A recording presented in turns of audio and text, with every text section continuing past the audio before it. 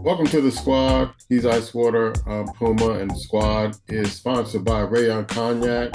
Join the movement. Check our ticker for more information. We're going to March Madness, man. We're right around the corner, about 7 days from March Madness, and I have no clue. I was on the phone with Pop yesterday and watching some of the championship tournament conferences who are trying to get punch the ticket in right now, and I have no clue.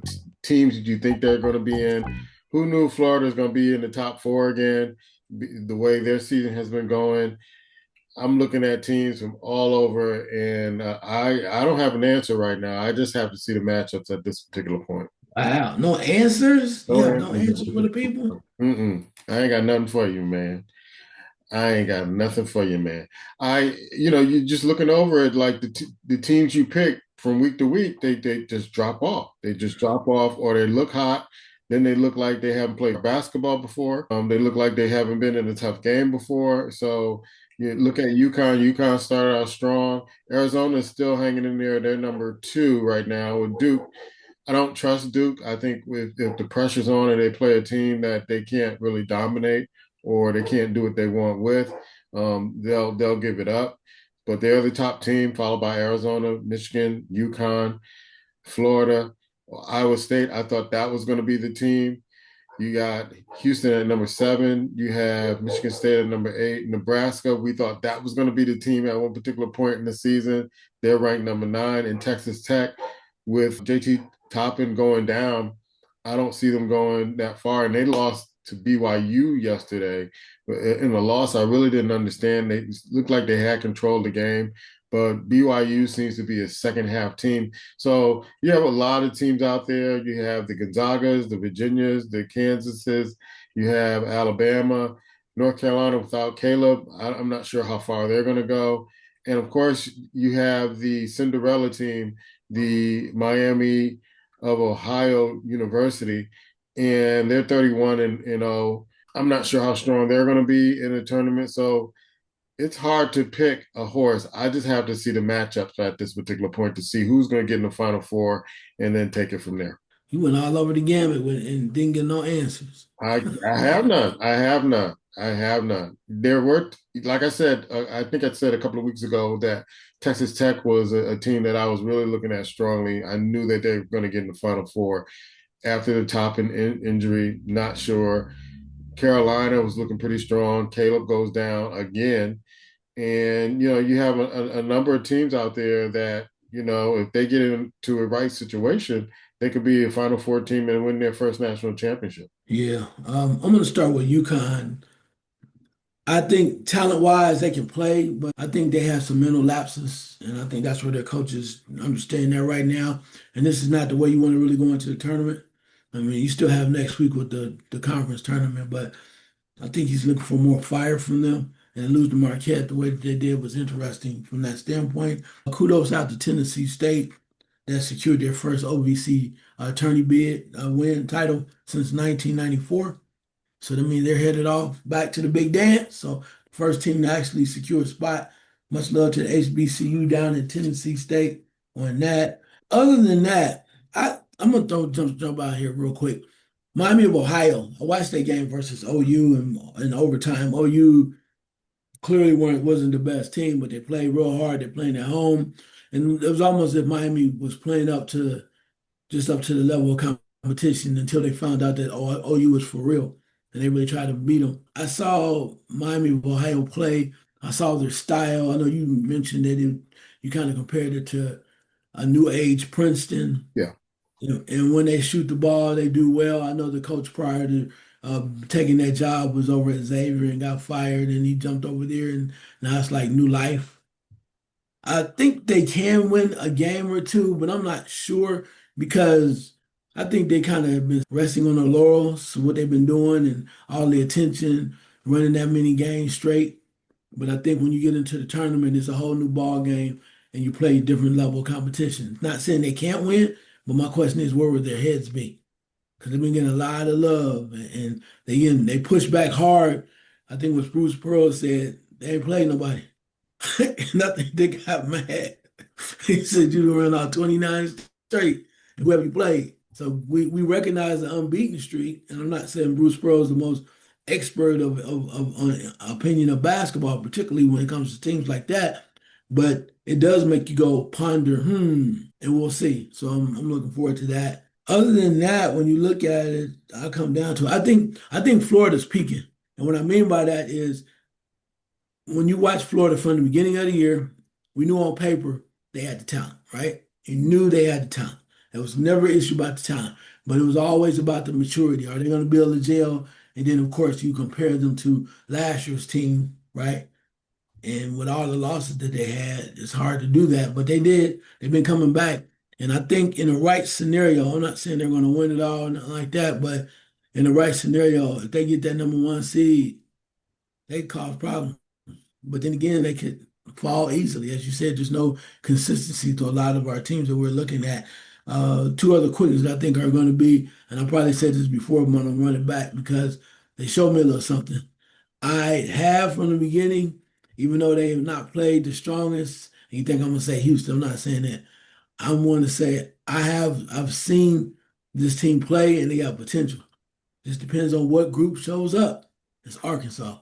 Arkansas is one of the most athletic teams, and when Brazil come to play, shooting that little jumper and going to the when they have it all together, they are hard to beat. But they falter because again, it's a mental capacity, or they just it's almost like running five guys at the park, and they should beat everybody because of their talent. But when they get into the games where the game may slow down, people might get in foul trouble.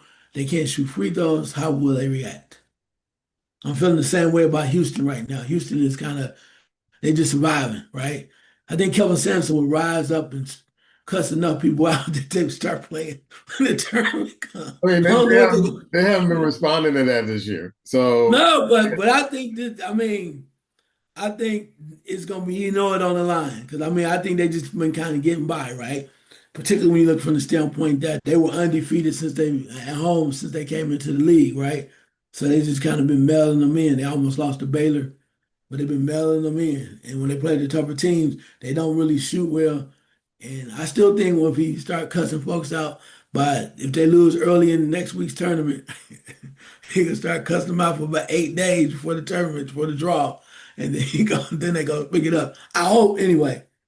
I hope because I think they're a very good team.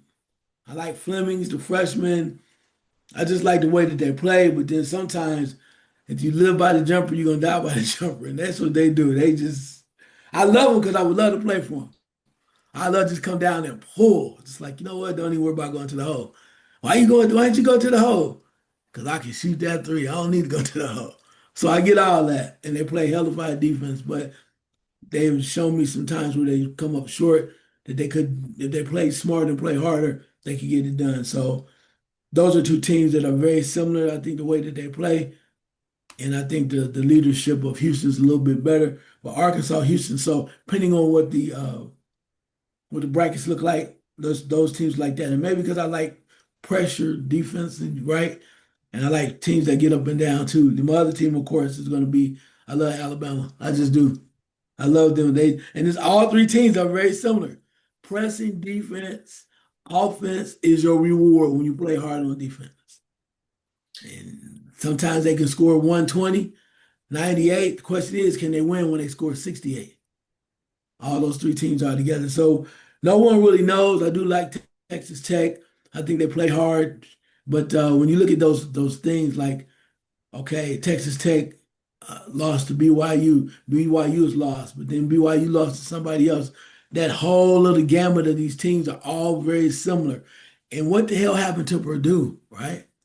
Purdue has struggled big time. Lost at home, lost to Ohio State, and I think they also lost to Northwestern. Purdue is struggling. They were supposed to be one of the top teams, but I think the issue where Purdue is, even though they have the star guard, when they don't shoot the ball well, they're in trouble. When they play bigger teams, they're in trouble, which means they have a lot of trouble with teams like Duke, UConn, Florida. They're big. You got to have some size down low a little bit to play. And who knows about Michigan because they look amazing most times. But like when they played Duke, it was like, where's that fire at? So to sum up everything that I said along with Puma, it's wide open. Yeah, yeah, it's Wide open wide open. and wide open. So be very careful on who you select when you select your bracket, or you can just tell me I don't know what I'm talking about. I'm cool with that too. But all I know is something that never changes. Whoever wins it or whoever does well, and even if you're number one seed, number five seed, number 10 seed, you got to have good guard play at some point as you're moving along the tournament. Your guards are going to take you. Not too many big men are going to take you all the way down the road and help you win. You got to have guards, man, to get them big men the ball. So it's going to be real interesting. But I like where we at right now. Put up or shut up. I think Ohio State might get in, might be a 9 seed. Probably end up playing a team like Miami, Florida, which would be a good matchup because it'll force them to play the way they need to. You So we'll know, see. you know what team I want to get in? The Cincinnati Bearcats. I gotta have them in. I gotta see them with Baba They Bebe. ain't getting it. I They ain't getting it. They ain't got getting it. I They're don't not care getting what it. their record is. People should fear the Yeah, yeah, Cincinnati Bearcats. yeah. They come to play. They come to play, whether it's away or home. They Oh come to yeah, play, and they upset some big time teams this yeah. year. I Oh want to yeah. see them in the I tournament. yeah. I agree with that because I was trying to tell you earlier. Baba and Day Day, Yeah, boy. Hey, I don't think they have enough wins. I think they have like 16, 17 wins right now.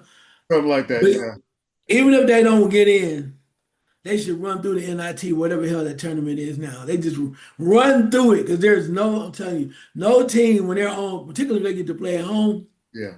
nah, You're not beating them. nah. I know they trying to fire the coach Miller and all, but I think you got to take in consideration. It's like watching a young, I'm not calling him Huggins, but like a young Huggins, you're getting these little raspy, kind of off-centered dudes coming from all okay, kind of like how they got Nick Van Exel from Kenosha, Wisconsin. Nobody ever heard the hell of no damn Nick Van Exel.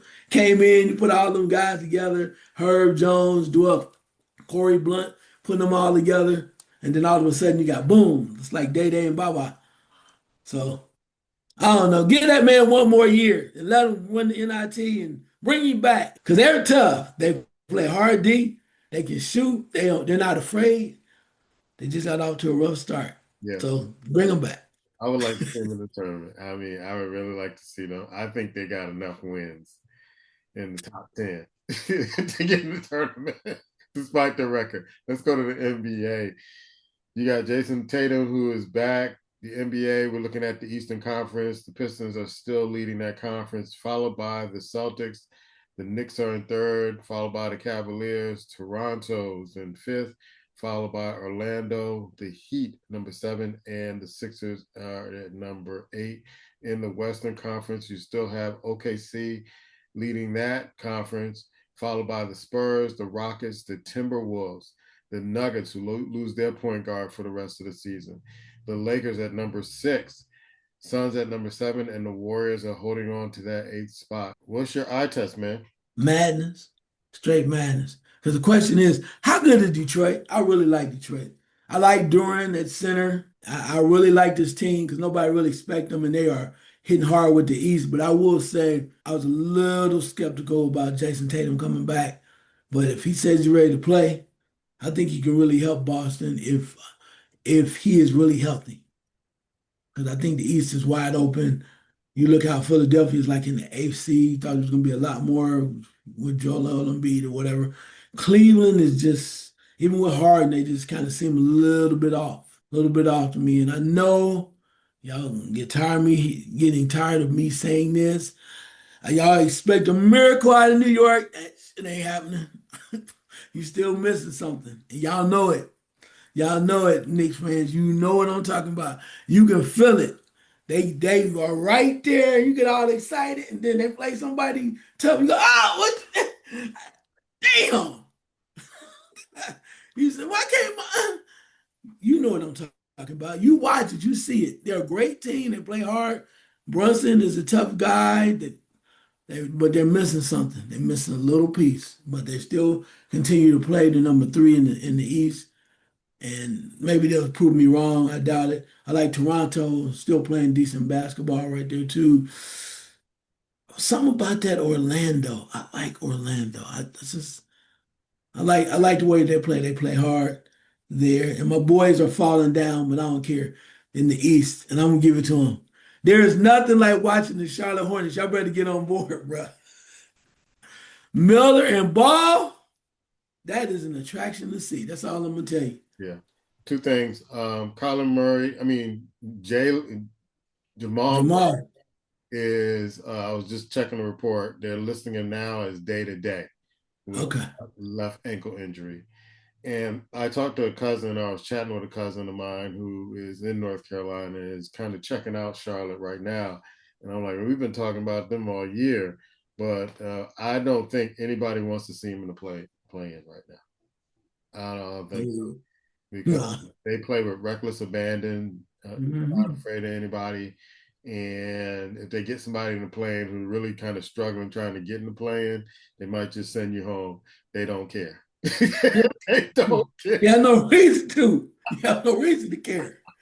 That truthfully, that's the most dangerous team in the world. Yeah, In they anything, don't care. they have nothing to lose. You be like, it's almost like watching Aaron Pryor in boxing. Yeah. When he came in here, it was like, you know what? Chest He's out, chin unorthodox. out, and let's go, Yeah, unorthodox. And he don't care. He's like, what's he doing? baby. Yeah, he's like, why are they coming down, ball shooting off one leg and one 3-point leg, one leg 3-pointers? And you're like, what is he just? Yeah, they don't care. They And pull you're it up from absolutely right. anywhere. No shot is impossible. They just No. And the thing about it is, they have a couple other of the complimentary players, even some of the other guys in the starting five that are buying in to what they're doing. So they're like, well, hell, this is kind of fun. You want what you think about this? The guy was like, oh, he scored, oh, he did this. They have no filter. They don't care. I love it. I yeah. love watching them. Yeah, it's going to be, and I'm not a big proponent of the playing games, but it'll be interesting Mhm. to see if they stay Yeah, around that realm, what what yeah. what damage they can do, and then the team that got to play them after they get into the playoffs. Exactly. That's what I'm saying. They look, hey, they won games like they beat good teams by like 20. Wouldn't it be amazing if they play like the Pistons and everybody's picking the Pistons to kind of just run shot around and they just take them out. Just take out the number one seed like that. I mean, wouldn't it be interesting? It's like the only team that was in your way of getting to the finals is this team, and you let this team beat you. And you're going to have a long summer if that happens, whether it's the Celtics, whether it's the Pistons, or the Knicks who get that number one seed. If y'all let the Charlotte Hornets come in there and just bounce you out in the first round, I mean, they caught you. They caught you. They did what they were supposed to do. It's caused havoc, and that's what they've been doing all season, causing havoc for teams. You think it's an easy win? Nah, you're gonna feel this once you start playing them, and afterwards you're gonna feel you've been in the game. I would like to see the statistics on when they play a team, the whether the team they just played wins their next game because they're just running all over the place. They're exhausting, and so I wonder what their winning percentage is after they play the Charlotte Hornets when they've gone and play the next game, whether it's a back to back or a day or two in between games. Any final thoughts on the NBA? Now the SGA is kind of like back with OKC. It makes a big difference. He had Chet Holmgren stepping this game up too. Yeah, I saw the game when they played the Knicks. They were stepping up big time, trying to get it done, trying to get their chemistry back. San Antonio is just being San Antonio. Just something about them, though. Maybe because they're young. I know they got a veteran point guard, but I still don't know if I'm buying in all the way through. They're winning a lot of games, take nothing from them, but I don't know when it comes down to the playoffs if I can buy in on that. Houston is, it look like they're missing something a little bit too, but Durant's gonna be Durant. But I'm not sure. They kind of like the same thing with San Antonio a little bit. Minnesota, we know Ant-Man at times. To me, they're almost like in that same boat, right? Depends on what night it is, who's hot, what they're going to do. They're all collectively kind of together. Denver, with Murray being hurt, it's kind of hard for them to do anything too. And the lovely Los Angeles Lakers, who everybody, a lot of people want to see do good. One thing they haven't. In fact, I think they're the sixth seed right now. I would love to see them play. Houston's the number three seed. I would love to see that matchup. Durant versus Luca. Yeah, and other than the Thunder and maybe the Pistons, there are no clear-cut teams in the NBA also that you could say that got all the ingredients to just go to the finals and then and take the championship. I watch OKC on occasions, and they look a little suspect sometimes, especially they have a 24-8 record away. It's almost the same as their home record. It's 26-6. So you know, other than that team, I can't see a dominant team that I could say who's going to win the NBA championship. Yeah. And that West, though, real quick, at the bottom tier, Phoenix is seven, Golden State is eight, the Clippers are nine, and Portland is 10. I kind of like Portland too. I think Portland is like a couple signees or a couple picks away from really making the playoffs. Because right now they had the same type of situation. They don't care either. But it always happens, normally has happened over the last couple of years. Teams like that, when they get to the off season, they do something. They make a bump, a crazy trade, or they sign somebody to some money that's not going to help them, something to that effect. And I'm just so tired of watching these franchises destroy their potential. It's almost like you almost like with Charlotte. You are making a run. Okay, let's don't do anything stupid. Let's get somebody in there. Somebody, well, let's add a piece or two, and let's not go crazy. Let's add a few pieces or two and build up on what you have. But then again, they'll probably trade somebody or add somebody in that makes no sense. It's like, why in the hell? And I'm just saying that this will happen. But if let's say Russell Westbrook was a free agent and you bring him to Charlotte. He's gonna destroy the whole chemistry. Do not do this. Do not do it. I mean, that's the type of thing I'm looking at. Just make better decisions. But then again, if they did, they wouldn't be in the place that they are in. So there you go. All right, let's talk about some NFL news. Of course, Kyler Murray, who we're trying to get to, is deciding whether or not he's going to play baseball or continue with football. I say he should go to baseball. The other stories, hopefully, Rodgers retires. Crosby, I believe, from the Raiders goes to the Ravens. It's a big pickup for the Ravens. And you have to think that Joe Burrow and Shador, if he starts in Cleveland, y'all gonna get hurt. Y'all gonna get hurt real bad with Pittsburgh having their big guy on defense, along with the Ravens, and you got Cleveland with their big guy, and that's a division where you got a lot of defensive tackles or defensive ends that are monsters in that league, and you might as well get a good backup quarterback if you're opposing teams because if they get you, it's over. But a number of things that happen in the NFL. I'm trying not to watch it too much because they're talking too much about the draft and all that other stuff.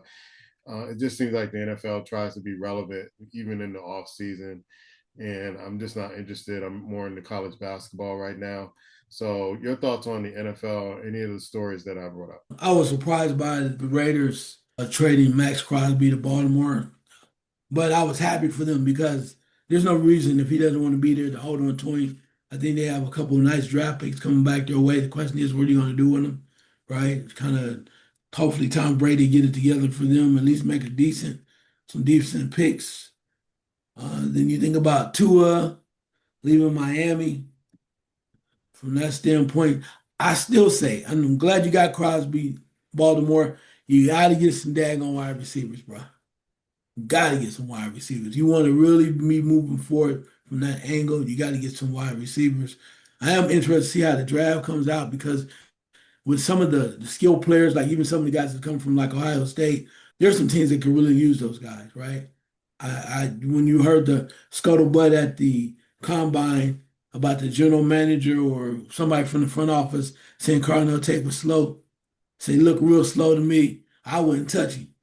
And if I was me, I wouldn't touch him with 10 football. How is he going to even make it in the league, knowing as he's looking around like they have no idea. Let him keep falling. I would love to have him in Buffalo. So I think you see stuff like that, and Cardinal Tate is going to be a player. There's a lot of people prior to him that were not the fast, did not have the fastest 40 times, right? When you think about Larry Fitzgerald was one of them. 40 is great, but it's not as you still have to run routes. There's a reason why the an award is named after one of the slowest players ever in football. It has nothing to do with his color, Fred Biletnikoff, but he was a great possession receiver. There's a reason why that trophy is named after him because it's all about catching the ball. And now, of course, yak yards after catch is nice, but you got to be that guy that when the quarterback goes back, no matter what, if I got three guys on you and I throw the ball right, we're in the right position, you should catch it. I was thinking of, like I said, I'm trying not to pay attention to it, but I couldn't get past this particular story where they caught Coach Aaron Glenn sleeping during the combines. Did you see that, No, I did not. bruh? I thought he was gonna be one of the ones they let go. You sleeping on the job? So, why are you sleeping, bro? You Dude, it's the combine. You sitting around. I ain't making no excuse for him, but you can't be always be alert. I mean, dude, bro. What else was he doing all season? He dude, wasn't coaching. Why are you tired? don't do that, man. Don't do that. Don't do that. Don't look. Don't be too much of a fan like that. That man, look. Don't go too far on that man. You know why he sleep? You know why he sleep? Tell you why he sleep. He's fucking exhausted from that bullshit that was happening in New York. Exhausted. You really want to go there with that offensive coordinator? Are you kidding me? dude, That'd make you go to sleep. He catching up on his rest. dude, catching up on what you ain't been doing no coaching. You ain't been working. He ain't been trying. He catching up on his rest from all that drama. Do you ever know, for instance, when you have And then turmoil and weeks ago for you. Why are you sleeping on the job? because he's tired, Puma. You Tired. gotta The he has to season was rejuvenate. over. When the season was over months ago. You He's trying to rejuvenate himself, Puma. It's a long season. okay. I'm gonna keep my eye on this story. Y'all don't get no interceptions this year, and you sleeping on the job. There's no excuse. Now remember, When they fire this you season, remember this show. oh yeah, no doubt. Remember, you trying to get rid of him this year. uh, dude, he has not demonstrated that he is working hard or that he can coach. I'm sorry. Oh, you good. But there's a lot of coaches like that out there. We ain't catch him sleeping on the job though. Yeah, that's true. Oh, That's true. But then again, there's a coach that wasn't sleeping on the job. There's a two-time supposed to be coach of the year that brought in four damn quarterbacks and never played the last dude because you didn't think he was gonna play, but then all of a sudden he's your starter. Where the hell they do that at? Only in Cleveland. yeah, So I know, I get you, I get it, but you ain't never catch him on camera sleeping on the I job. mean, that's cool. You might as well been asleep because you brought in two veterans and the one dude that ended up being your starter at the end, you didn't even put him on a practice field with the ones, Yeah, and you still had to play him. I get it. I'm sorry. I get I it. don't know what the hell. He was back. He should have been Hey, fired I, too. I And he was don't I fired. don't know what Atlanta doing. Yeah. All I know is that you have four dudes, and you, from what we understand, purposely did not play that dude. Purposely. And then guess what? In the end, you still had to play him. All right, let's Okay, go to Kyler Murray. Let's I'm go. gonna let this go. Last thing. I don't care how many damn awards you win. When you do stuff like that, it makes people wonder. Yeah, All right. I told you a long time ago he needed to be investigated. Cleveland former coach needs to be investigated for crimes against football betting, all that stuff. I think he needs to be investigated. And I said it, and I stand on that. Let's talk about Kyler Murray, man. I think he should go play baseball. I think at this particular point in his career, go play baseball. Don't get banged up playing football. You too little, man. Go out there, take your 36 guarantee million, and go play baseball, man. Go play baseball. Go out there and have some fun, bro. This is amazing because you was his biggest proponent in football, the little Yeah, man. I think he tried it. You You know, he tried it, and Kyler. I mean, I love him, but he ain't gonna win no Super Bowl anytime soon. No matter what team he go to right now, it ain't gonna happen. So quit taking the bumps and bruises and getting hurt playing football. Take your 36 million guaranteed. Go play some baseball, have some fun, bro. I can see that. I hope you love baseball though, because otherwise you're gonna be on them double way buses. So, double way buses. Unless only way I would, if I was him, and he was at least on triple A status. Oh, that's probably gonna be another year. I would go play baseball for 2 years, and I go play for the A's because I want to be in that new damn stadium. I would do it for that alone, just to be in Las Vegas and playing baseball. That's gonna be phenomenal on the strip. So I don't know, maybe that's what he wants to do, but hey, only he knows what satisfies him. If he has the opportunity to do both or do one or the other, we'll see.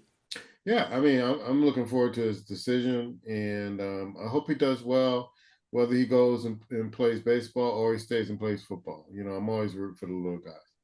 What's on your mind, son? I've been running into some issues with some folks, even online. I try not to even be online talking to people, but sometimes I thought I was done and they pulled me back in. I'm talking about the WNBA, man. Are you serious? So I had people come at me, literally almost accost me when I said what I said about the WNBA. Now, apparently, the Players Union has come up with the ideal that they want to receive 26% of the gross revenue from the WNBA, from the league. That basically means, ladies and gentlemen, we know the difference between gross and net. Gross means before any bills are paid, when the money first comes in, they want their money off the top, right? Net means you get it after bills are paid and you've shown that you pretty much have made a profit. So now, okay, we're gonna give you your money. In the contrast, the WNBA has said now we'll give you almost up to 70% of the net profit, right? After we pay the bills. They said, no, we want it off the top. And I have nothing wrong with anybody. And now people try to make it women versus men. No, this is dollars and cents. It's nothing to do with gender. Just so happens to be what it is. Somebody told me they're robbing the women. They're just making money off the women, the owners. I said, how are they making money off the women? They ain't turned a profit in 30 years. 30 years. What is it? 1.5 billion that they've estimated to be that they lost? And now all of a sudden it's turning because of the TV contract that they just signed and things of that nature. 1.5 billion, and they are making money off these ladies. Now, granted, do they deserve more money? Yes, do they deserve more of the profit? But let's be real. Somebody's like, well, they wouldn't do the NBA like that. It's not the same game. It's not the same product. The NBA is established. It's nothing to do with men and women. They have earned their keep. People watch, people buy, do all this stuff. The WNBA is finally coming around after 30 years because of expansion and whatnot.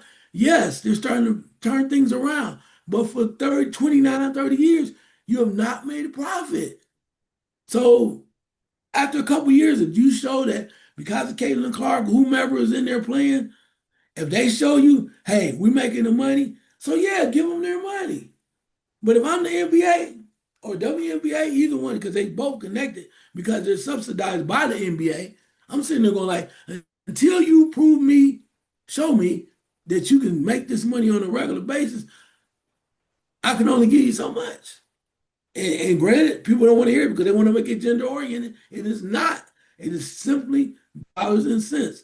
Last 2 points for me on this is the standpoint of apparently they've been going back and forth, and there's supposed to be some rumblings between some of the players saying some of those that are at top are not do not have the best interests of the players at heart, so they're going back and forth. All I'm gonna say is this: there is a deadline, March 10th. There's supposed to be an agreement. If that agreement is not in place, the WNBA has already said there's a chance that the league could be delayed, it could be affected by the monies and things of that nature. And that's in a couple days. So that's what they said. And then also you've heard from the Player Association, well, some players have said, well, we still had that ace in the back pocket. We're not talking about Las Vegas aces. That ace in the back pocket said, we can strike. Are you kidding me? You can strike? You think that's going to help you? I can promise you, and it's just straight up what it is. I can promise you, you strike, it's gonna be one of the worst things that ever happened. Because the WNBA, I'm happy for what it provides, but don't get it twisted. The NBA is the number one product. And if you don't want to, you just want to go away, they will shut it down, bro. They will shut it down. And again, I hate to be hardcore, but it's what it is.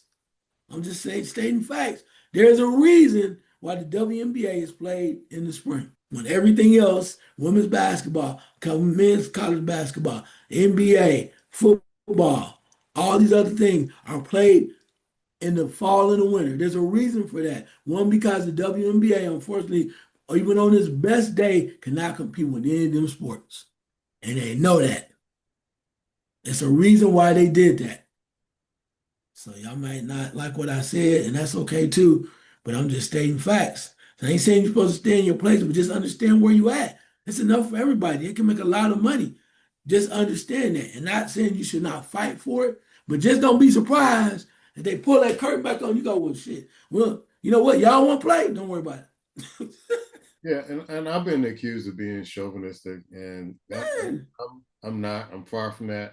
I'm just stating the facts that, I think I got called that on the YouTube message, chauvinistic. I think that's what they were trying to spell. Um, but about Clarissa Shields, and I'm like, prove me wrong, prove me wrong, prove me wrong. She's not going to be a draw as the great other fighters that are male. It's not going to happen. And I have two words for the WNBA Players Association and the players: delusional and entitled. Your delusion is really driving this, and I hope you do strike. I hope you do get a dose of reality when nobody's really kind of flicking the channels saying, "Where's the WNBA game?" Because that's not what I do, and that's what women talk about supporting other women, but if women really supported other women, the WNBA wouldn't be in the position they're in now. Men aren't into it. I mean, you see some of the stars that's sitting in in the stands. The basketball stars from the NBA, former or current.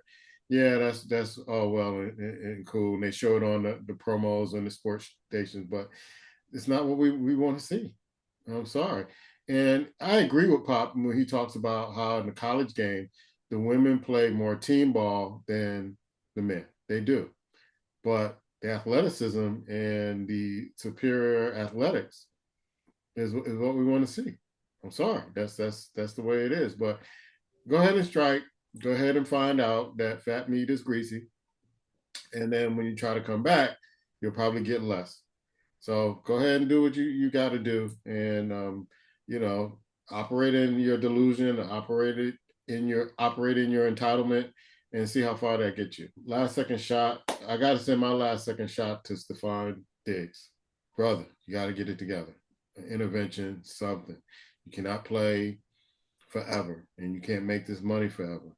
And right now, the New England Patriots gave you a reality check, and I don't see teams coming after you after they released you. Maybe they don't want the drama. Maybe you should address that in order for teams to pick you back up and pay you a salary that's going to help you sustain yourself in the rest of your life or take care of all these kids. Get it together, man. Your last second shot. Yep, last second shot is about the loss of legendary coach Lou Holtz. I know here in Columbus, Ohio, because of the last couple of seasons, we're just kind of giving Ryan Day hell a little bit. People were not happy with Lou Holtz because the way he was talking mess, and I think he's just trying to get Ryan Day fired up because he really did love Ohio State. But as a man, I had a chance to meet Lou Holtz a few years ago doing a actually special event fundraiser, and the man was amazing.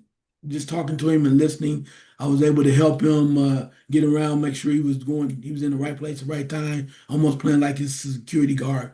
And the thing about him was, after all that, he told me to give me asked for my card, gave him my card. And Lou Holtz was busy. He was working on ESPN, doing all the stuff, right, doing the regular um, games and whatnot, and doing his providing as serving as an analyst. And like a week later, I got a letter from Lou Holtz thanking me for helping him, and doing whatever what I did for him to help him out, make sure that it was easy for him to do that. And for that man to take time out like that, just because it was just me, just the average guy trying to make sure I was doing my job, for him to take that time out meant a lot. Also, too, he was a solid football coach. Excuse me, a lot of people don't understand what that background came from. The background came from him being hardworking, trying to treat people right, and always caring about his players. He kind of got a jump start when in 1968 he was the defensive back coach for the Ohio State University. And at that time, there was a gentleman on that defensive back by the name of Jack Tatum. That year, also the Ohio State University won the national championship. And after 1 year as a defensive back coach, Lou Holtz went on to get a head coaching job. And he moved on from Minnesota, some other places, ends up at Notre Dame, wins his national championship. And of course, when he won that championship, he could do no wrong, right? And then, of course, he's the guy has the famous sign that he put up first, play like a champion today, when you see everybody's touching it before they go out the locker room or back into the locker room. So he just had a way with words, even though he had a lisp, right? He's just a dude, man. And he was hilarious type of guy that went through a lot of things in his upbringing as well through his family, but he was a straight up honest dude and real people. And you don't find that often because they don't have to be, but these real people. Rest in peace, Lou Holtz. There won't be another one like you. I had a great time interacting, and we need to have more people like that. That's our show. We'll see you next week.